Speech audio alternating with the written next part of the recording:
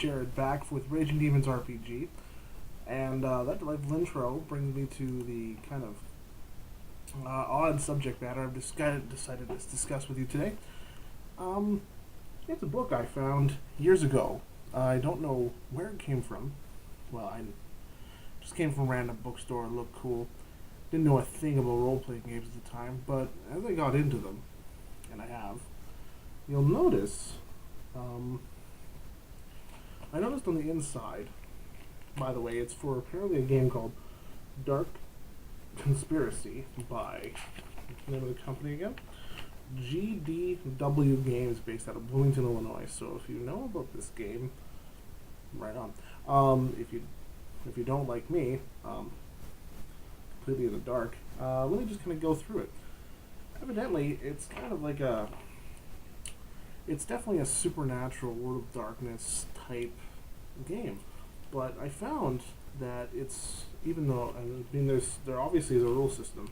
You've got stats and attributes: strength, constitution, agility, intelligence, education, charisma, empathy, initiative, move, skill, slash damage, hits, numbers that appear. Like, it's a monster manual of sorts. And do you think I have any idea what it's about? No. There's snippets, but nothing that really kind of, puts together an entire story for me. But I tell you one thing it does do. It gives you really good monster ideas for when your games are getting a little stale. Just random books like this. Now, I use this.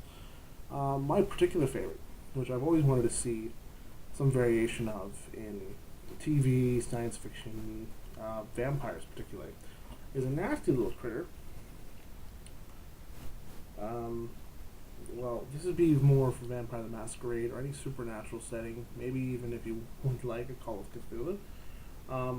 Horror, definitely, for sure. Let me just go ahead and flip. They're alphabetical here, so as long as I know my ABCs, and apparently I don't, should be able to come up with it. Okay. Now, there is a Malaysian type of vampire, and I looked this up. It's a real thing. Holy crap! Just had to get rid of that. That's too much light. I just wanted you guys to be able to see the pages a little bit better. Apparently, there's a Malaysian kind of vampire called the Penanggalan or Penanggalan. I'm using a pronunciation that I think would work based on what little Tagalog or Filipino that I know. Kumusta for anybody out there that's Filipino that's watching. And the Penanggalan, according to mythology, basically, instead of, when it gets killed or damaged or it feels threatened, instead of defending itself in the traditional ways, Penanggalans, they leave. And by leave, I mean they exit the body and they find a new host body. That's right. Well, because these Penanggalan are like strange vampires that take hosts as opposed to humans that have been turned into a different species or any sort of supernatural phenomenon thereof. And just to kind of describe, maybe put more succinctly what it is that they do when they exit, which leads to the horror factor of this particular critter. Let me just go ahead and show you the illustration they give. So it kind of sets the tone of this kind of game, and it really stuck out for me as a kid. Now, I'm going to warn anybody watching this, it's a little graphic, even for an illustration. I just don't want to catch any flack because, some 10-year-old got nightmares. So, here we go. Well, besides me. Okay, so here we go. Penanggalan, this would be one that's obviously taken a little bit of damage and needs to exit its current host body and move on to another one. So, let's go ahead and get some light going on here. There we go. Now that, ladies and gentlemen, is what the Penanggalan looks like when it exits the human body. So, interesting to say the least. Now, the the deal with that is that the little, if you notice, there's little spider-like legs. I mean, go back, pause the video, take a look. Little spider-like legs, and they allow the head to kind of creepy crawl away, and it drags all of the organs and effluents you've seen behind it. And of course that eventually flop. It sheds that whole thing. The head will rot. It kind of casts that off eventually. What's underneath is sort of like, they describe it to be like a jellyfish. So you can twist that around. You can have it actually be like an actual head. Do it like Vampire Spawn in D&D. But I don't know. If from a Vampire the Masquerade standpoint, if the Camarilla and Sabat are pretty well understood, and all the independents are pretty well understood, if something new came on the scene, I mean, I've used different variations of vampire. I've made a perversion of Dracula that came into play. I mean, if something like this came on the scene, how much more interesting would that particular game be? Especially if you got long-time World of Darkness players who basically know what to expect. And they're like, Zumitsu this, and La Sombra that, and oh look, it's another dose of thaumaturgy. Yeah, like nothing's phasing these guys. Nothing's getting their blood running. I mean, you've had lupine attacks, and they're still like, ooh, it's a werewolf. Like just I don't know. Sometimes it's good to get that little fear back in your players as a game master. It's like, yeah, that's right. I mean, it might take some conversion. So here, actually, you know what? Just for the sake of it, I'm going to flash the stats for you guys out there. Again, graphic picture. Ooh, yeah, like that. But let's go over to the stats section. There we go. Stats. So, if that can be even remotely made out, that'd be awesome. Okay, so, based on those, maybe you can make a conversion of your own and have fun with it. As well, you got just weird things, like just stuff I've never seen before. We've got living fire, fire that's alive. I don't mean like fire elemental. I mean like a hellish fire that seriously wants just humanity to suffer. So like they'd explain like every time a fire's been strangely intelligent, like it blocks off your way, knows exactly what to do, seems to be smart, and that's what these creatures are.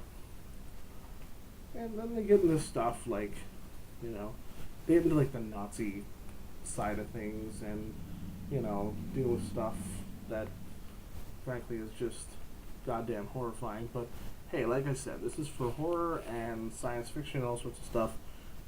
This is a martyrkind, and from what I understand, it's a failed experiment on children by the Nazis. So, and they ended up creating basically these amorphous masses, like a gibbering mouther, only less comical and more, flailing around and being just all sorts of nasty. So let me just bring that in here, and whammo. Yeah, martyrkind. Basically just means tortured child, as the title suggests. So, play around with these ideas. So, I mean, I've been back and forth with this book several times, and, I mean, you can, take from it what you want. Some of this stuff is just too damn bizarre, and so that's it. If you heard of the game, I'd love to hear comments or video response. I just had it sitting around as just another book thing that's come into my possession that's kind of aided my game at times. Um, Basically, I don't know. We as a gaming community have these books that we can buy. Ugh.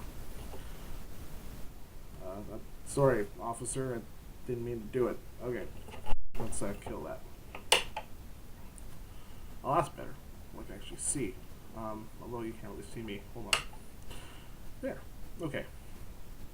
So as I was saying, guys, we have these books we can buy, and they cost a lot of money. They really do. And sometimes, I don't even know if that Dark Conspiracy game is even around. I haven't Googled that yet. Now that I think about it, I probably should. It'd be interesting to see if I can actually build the collection off of that. But I'm gonna say, for the sake of argument, it's one of these ones that died. I mean, Old School Traveler.